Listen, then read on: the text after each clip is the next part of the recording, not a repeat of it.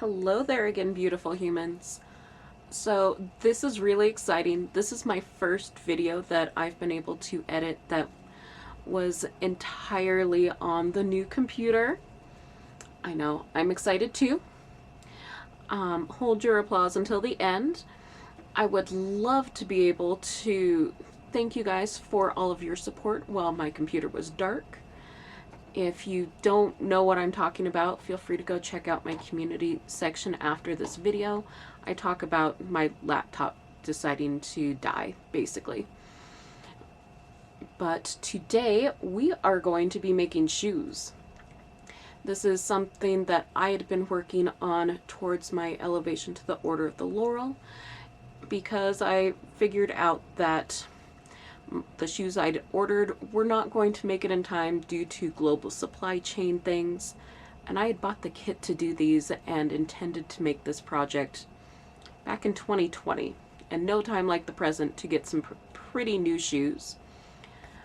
These are flats. They're a basic turn shoe construction, which will make more sense as we go through some of this. I'm also going to put down in the description a couple of books I thumbed through either in my own library or through some friends while I was constructing these shoes to kind of get a better idea of what was going on, because when I fall down a rabbit hole, we all know I fall pretty hard down that rabbit hole.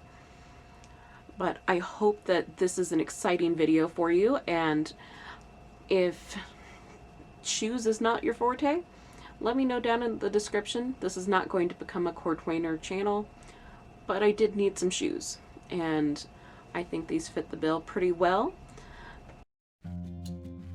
So one of the first things I had to do was go and cut out the pattern. I'm going to link that pattern down in the description. It's from Champaigne Faire, and you'll find it on Etsy. One thing to remember about this pattern is it's mostly the pattern and just the soles, which are a modern rubberized sole for this. The kit did not come with thread or leather. Those are products I had to go and pick up at Tandy Leather.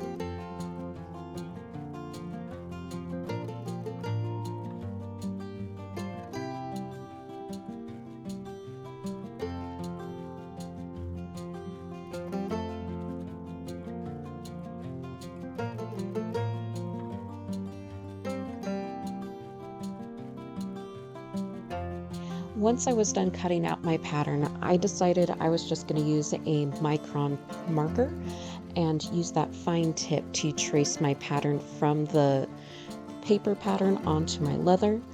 As you're tracing that stuff, please make sure that you're testing the thickness of your leather so that you're keeping it consistent through your shoe and from your right to left foot.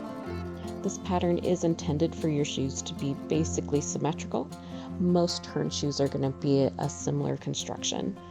If you're wanting something a little more complicated, you might want to draft your own patterns and make a set of lasts. I'm not very good at that, but there are lots of really good shoemaking channels that you can go and look up how to make your own lasts to sew shoes on.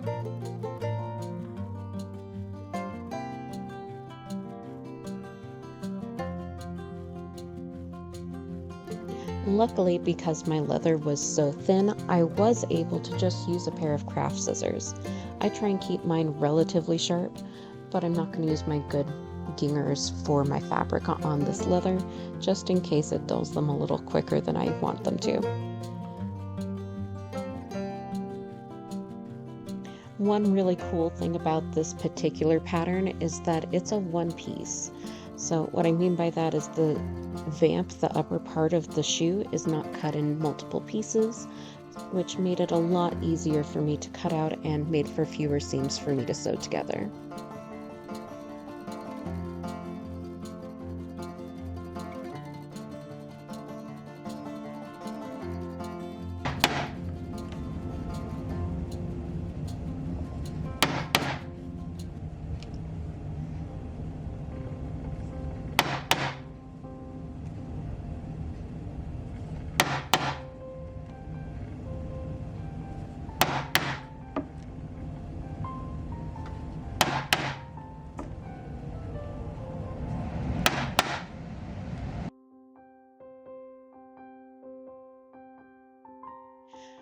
To decorate the tops of my shoes, or the vamp, I decided I was going to use a pinking chisel and cut tiny little slits.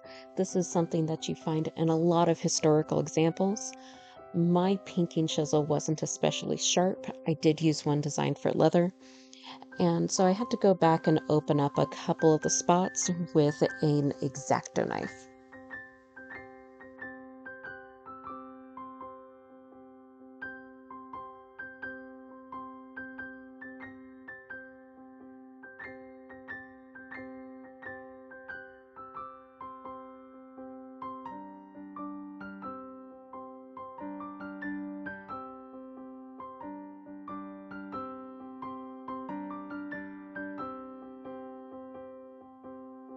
In my personal experience, the more of these pinks that you put in, the more stretch that top of your shoe is going to have.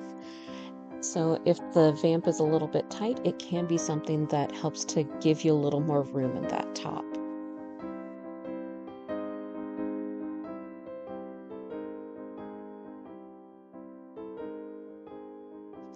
To try and get my shoes put together, I use these little lobster claw clips, and that's going to let me hold the leather and that rubberized modern sole together without creating extra holes with pins or anything like that. But then I realized I still needed to punch some holes into the leather tops for me to be able to sew through everything. I didn't bother doing this to the rubber because my needle did go through it pretty well on the test spot I did, but I couldn't get it through both the leather and the rubberized sole without a little extra help. There's some of these really cool tools that let you do multiple holes when you're punching this at once. I would highly recommend getting one of those if you're going to be doing a lot of garment sewing with leather.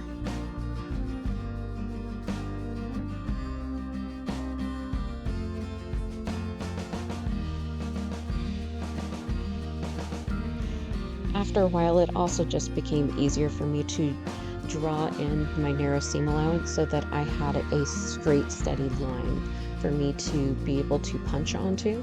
Keep in mind, all of these markings I'm making for doing my pinking and these little holes are going to be done on the back side of the leather. So this is all inside my shoe. No one should ever see this.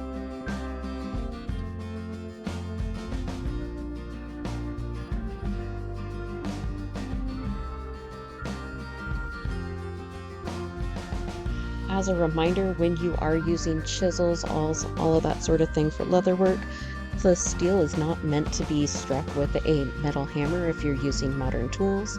Please make sure you're using a wooden or rawhide mallet. The leather shop attendant let me know about some of the awful chisels they've seen come back through that have all sorts of weird morphine from using metal on them.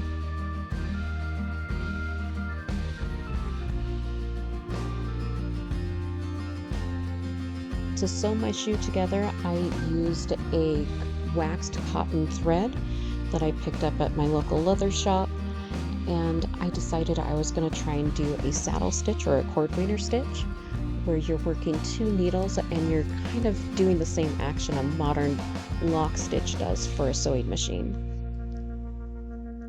And of course, because this part kind of took forever, I decided I needed to watch the new stuff on Netflix, and Zoe kind of wanted to get involved too.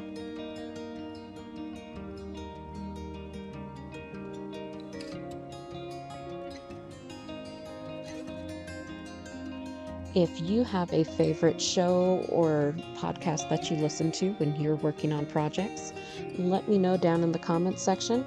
For this one, I was watching the new season of The Witcher with Henry Cavill.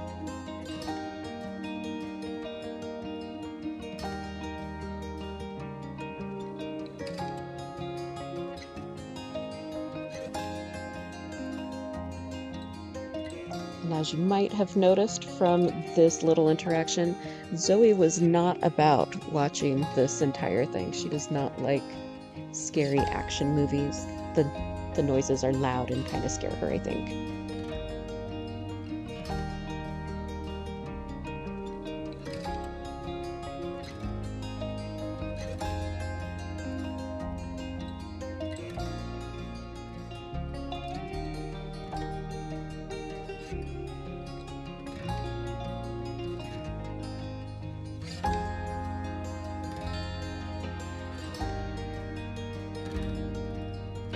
a lot of reassuring of my dog later, and about 1,000 years, I was able to start getting my sole sewn to the vamp to get these shoes assembled for the first time. If you have one of those really cool, I think they call it a leather saddle or something like that, it's basically a clamp that you can sit on. I would recommend it for this part. It will help with tension. I didn't have one, and I'm probably going to invest in one before I start doing more leather work, just to try and keep the project from flopping around while I work.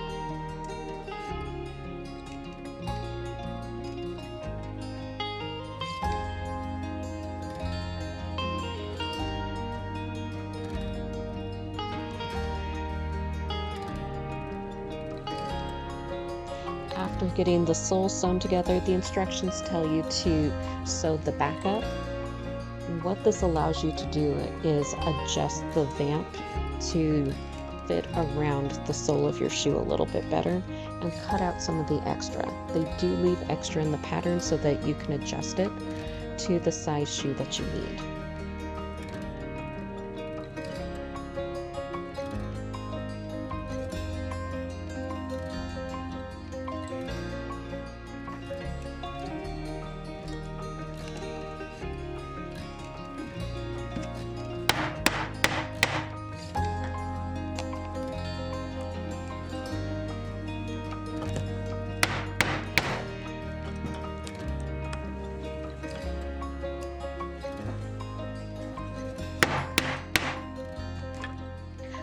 One of the things I realized as I was going through my holes was that the leather was not getting punched through all the way when I did 2 layers for this step. So punch some extra holes or go and use an awl to try and widen the ones that you have. That way you can sew a little more easily.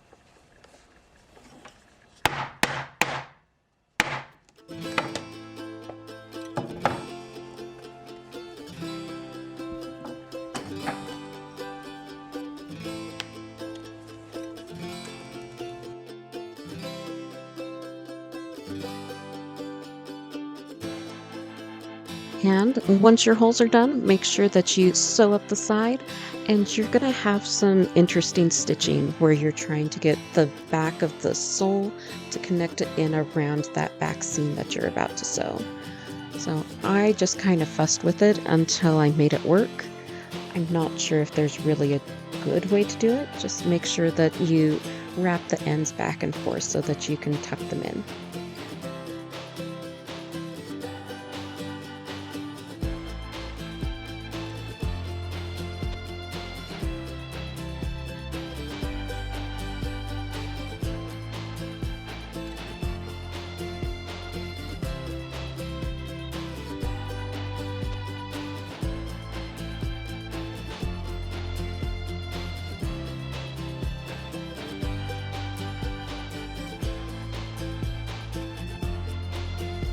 In the Middle Ages, they would have used boar bristles and waxed linen thread to sew together their shoes. This makes it so that you can use really small holes or an awl and not have to make the holes bigger, possibly letting water into your shoe at a later date.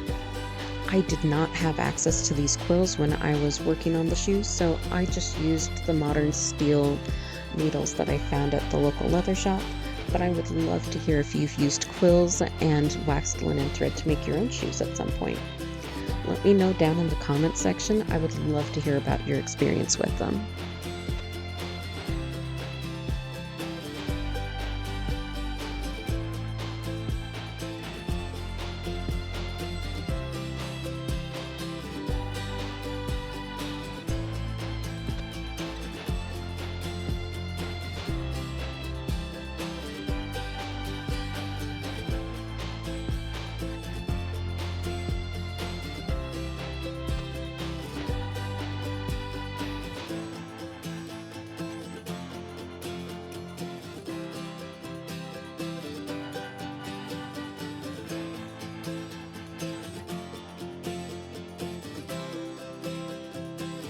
After a while, I got kind of fed up trying to get my needle through the small holes that I'd made, trying to avoid getting the holes too big and leading to stretch and possible deterioration of the shoe. So I grabbed my awl and I started enlarging the holes that I had. This is because I am using those steel needles and I have to make room for both the thread doubled over as well as the needle to fit through my hole.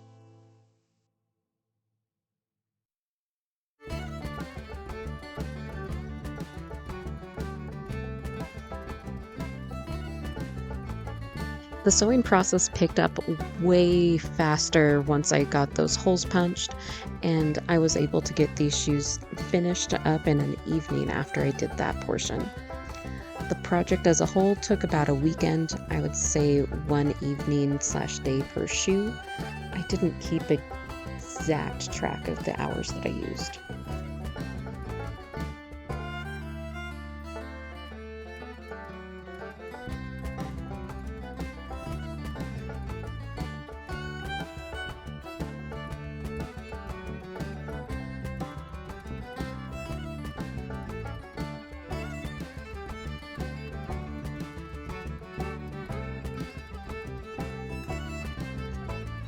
If you're having trouble pulling the needle through, you can also use a pair of pliers or these little needle grippers.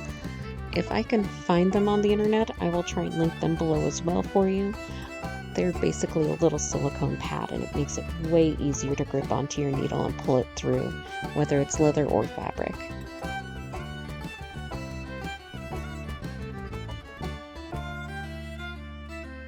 My last step before I can start trimming stuff back is to tuck my thread back down. I basically am just going to whip stitch it down kind of around and feed it through my previous stitches. That way it locks everything in place a little bit more securely.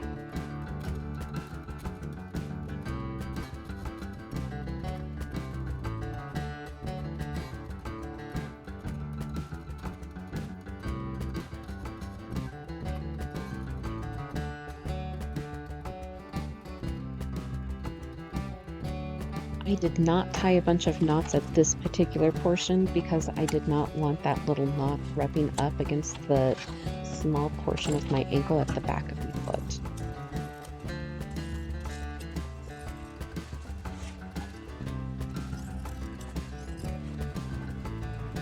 With a leather vamp, it's going to already be cut to your shoe size as part of making these, but with the modern leather soles, there's this netting that I left in place. And now I need to go and trim it back so that it's not impeding my foot fitting in there or feeling just generally weird as I try on my shoes.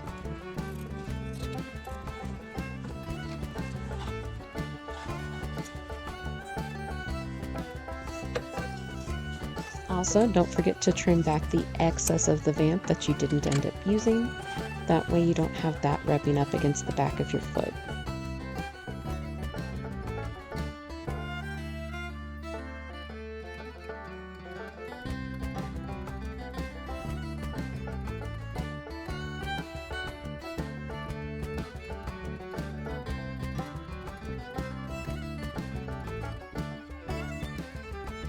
I don't know if it feels the same way for all of you, but when I get to those last couple finishing steps, I always feel like they take the longest.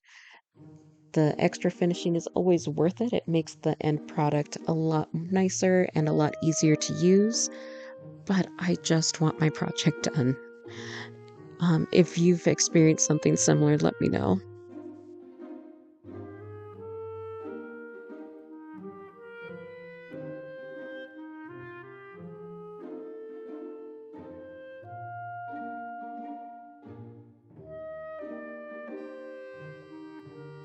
And with that, my shoe is ready to turn.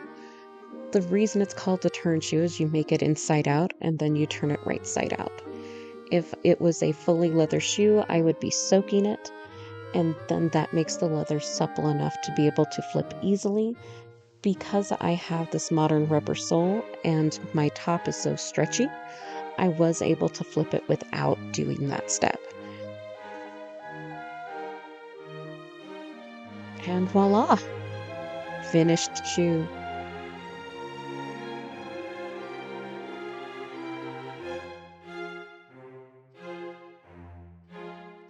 Overall, I feel a lot more confident about this pair of shoes than I did my very first ones I made a couple of years ago. These ones actually kind of fit correctly, whereas my first ones, I was so afraid of them being too small that I made them way too big. From my experience, I would definitely go with slightly smaller that you can stretch than too big.